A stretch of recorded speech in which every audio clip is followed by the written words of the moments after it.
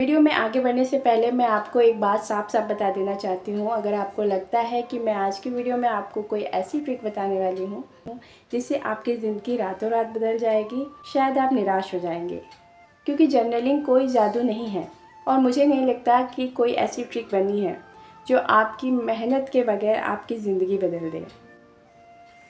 अगर आपको ज़िंदगी बदलनी है तो कोशिश भी आपको ही करनी पड़ेगी।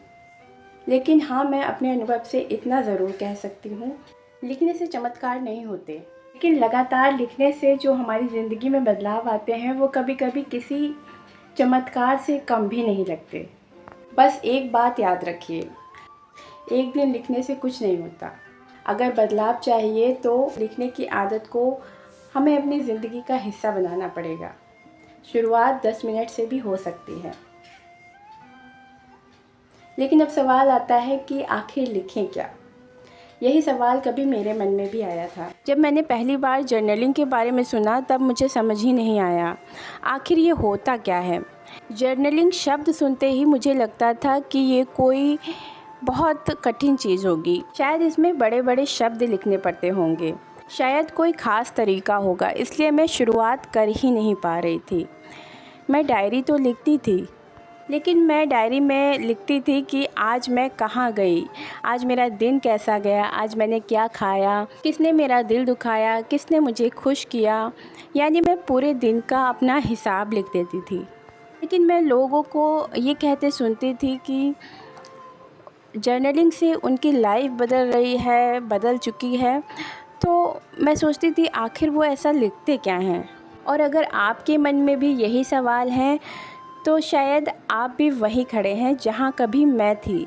फिर एक दिन मैंने डिसाइड किया कि आज मैं ज़्यादा सोचने की जगह पर लिख कर देखती हूँ। मैंने कोई बड़े बड़े शब्द नहीं लिखे, मैंने सिर्फ 3 सवाल लिखे। पहला सवाल था कि आज मैं कैसा महसूस कर रही हूँ। दूसरा, आज मैंने क्या सीखा। तीसरा और सबसे इम्पॉर्टेंट, आज मैं किस बात के लिए आभारी हूँ। बस यहीं से मेरी जर्नलिंग शुरू हुई। धीरे धीरे मुझे एक बात समझ आने लगी। हम अक्सर कहते हैं कि लोग हमें परेशान करते हैं, लेकिन सच कहूँ सबसे ज़्यादा लड़ाई हम अपने मन में ही लड़ रहे होते हैं। कभी खुद को दोष देते हैं, कभी अपनी कमियां गिनते हैं और कभी भविष्य की चिंता करते हैं। कभी बीते हुए पल का अफसोस। दिमाग एक पल के लिए भी शांत नहीं रहता, दिन भर चलता रहता है। मेरे साथ भी ऐसा ही होता था। जब मैंने लिखना शुरू किया तो जो बातें मेरे दिमाग में पूरे दिन घूमती रहती थी वो कागज़ पे उतरने लगीं। और शायद पहली बार मैं अपने विचारों को सिर्फ महसूस नहीं बल्कि समझ भी पा रही थी। यही मुझे एहसास हुआ कि जर्नलिंग हमारे दिमाग पर बोझ बढ़ाने के लिए नहीं बल्कि बोझ को कम करने के लिए होती है। धीरे धीरे मैंने खुद को कम जज करना शुरू किया। अपनी कमियां देखती थी, लेकिन अब मैं खुद को कोसती नहीं थी। मैं सोचती थी आज एक कदम बेहतर कैसे बनूं। और शायद यही सबसे बड़ा बदलाव था। और एक बात, अगर किसी दिन हम लिख नहीं पाए तो खुद को दोष मत दीजिए। ज़िंदगी में हर चीज़ हमारे कंट्रोल में नहीं होती, लेकिन जब भी मौका मिले डायरी फिर से खोलिए, यहीं से जहां आपने छोड़ा था। आज भी मैं सीख रही हूं और आज भी मेरी ज़िंदगी में मुश्किलें आती हैं, लेकिन अब मेरे पास अपने मन से बात करने का एक तरीका है।